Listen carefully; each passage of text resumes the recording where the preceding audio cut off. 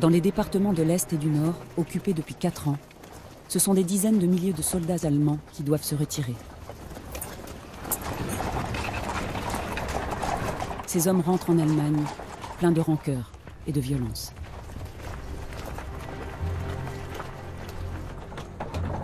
Une fois le Rhin franchi, ces soldats qui ont perdu la guerre vont paradoxalement être accueillis en triomphe.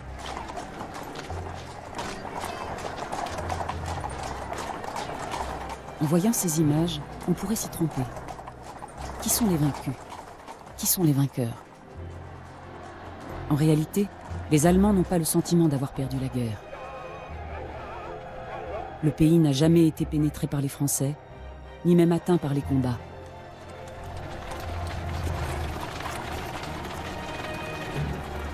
Aucun Allemand ne s'imagine alors ce que seront les traités de paix qui vont bientôt clouer l'Allemagne au pilori.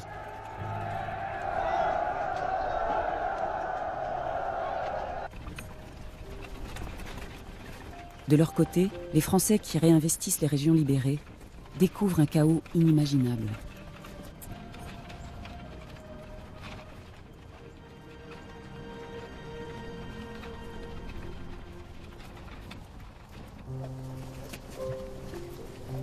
Des territoires dévastés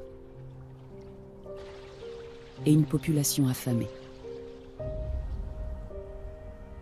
En se retirant, les troupes allemandes se sont livrées à toutes sortes d'exactions.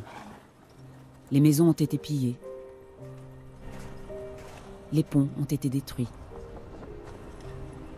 les chemins de fer démontés, les usines systématiquement dynamitées, les puits empoisonnés.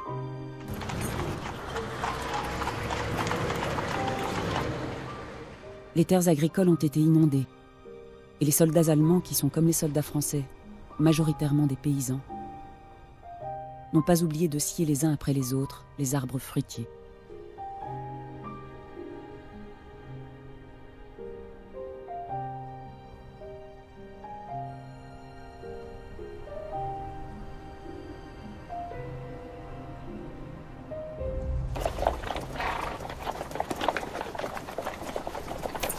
C'est animé d'un désir de vengeance que 120 000 soldats français pénètrent en Allemagne 3 semaines à peine après le 11 novembre.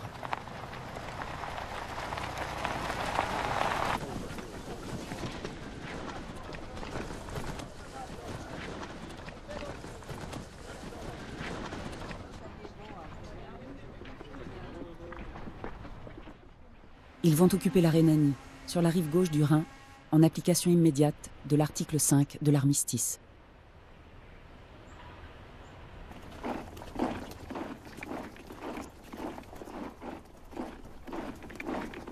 Nous allons en Bochie. Nous allons leur faire voir à ces salauds de quel bois on se chauffe. Ils ont violé nos filles, déshonoré nos femmes. Nous en ferons autant. Écrit un soldat en partance pour Coblence.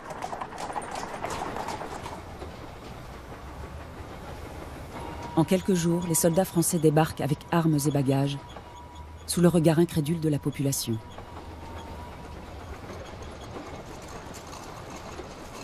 Certains, pour mieux masquer leur amertume, préfèrent tourner le dos à la caméra, venue fixer le moment historique.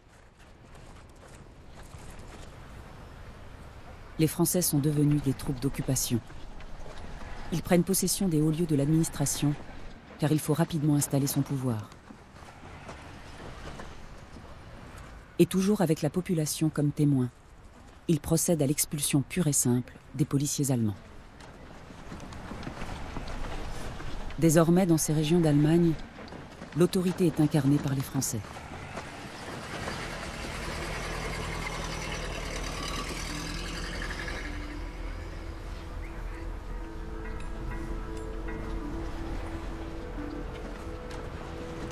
Se confronter avec la terre de l'ennemi va devenir une expérience fondatrice de la sortie de guerre. C'est là que se construit réellement le sentiment d'être considéré comme le vainqueur. Celui qui désormais inspire la peur, celui qui a triomphé.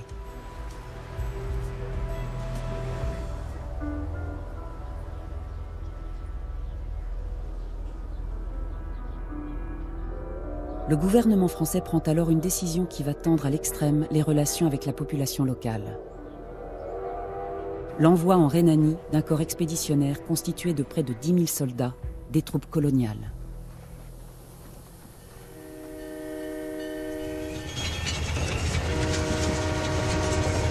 Dans l'esprit des Allemands, les Français ont déjà durant la guerre inversé l'ordre de la civilisation européenne en autorisant des soldats noirs à tuer des soldats blancs. Par cette occupation, les Français imposent ce que les Allemands considèrent comme une violation impardonnable de leur territoire, qualifiée immédiatement de honte noire.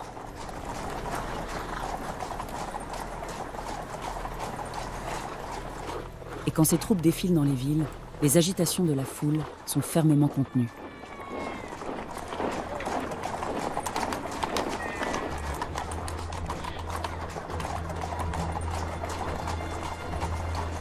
Cette présence des troupes coloniales sur le territoire allemand va rapidement déchaîner la xénophobie des populations locales et renforcer les ligues d'extrême droite. Nourris par une anthropologie raciale largement répandue, les pires rumeurs circulent autour de cette occupation, comme des accusations de viol répétées.